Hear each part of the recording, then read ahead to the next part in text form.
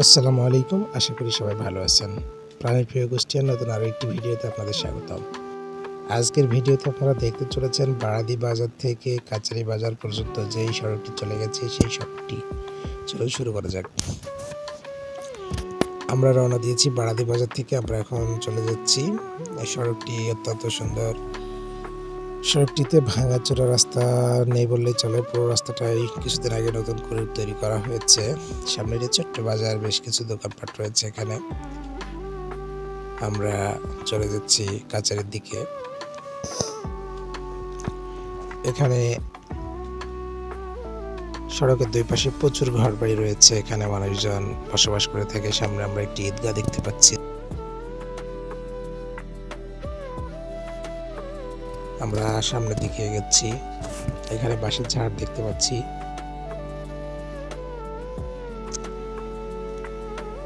কিছুদিন আগে যখন মেইন সড়কের অবস্থা খারাপ ছিল এবং আপনার জিকে ক্যানালের উপরে 3 নম্বর ব্রিজটি ভাঙা ছিল, তখন এই সড়কটির উপরে প্রচুর চাপ ছিল। এই সড়কটি দিয়েই মানুষজন বাইপাস করে কাচারি দিয়ে কুষ্টিয়া যেত, বিশেষ করে মোটরসাইকেল, সিএনজি এগুলা। কিন্তু এখন মেন সড়কের 3 নম্বর ব্রিজটি সারা হওয়ার কারণে এখন আর এই সমস্যাটা নেই। সামনে একটি বাঁক। আমরা যেই সড়কটিতে যাচ্ছি এই সড়কগুলো মিরপুর থানার মধ্যে অবস্থিত।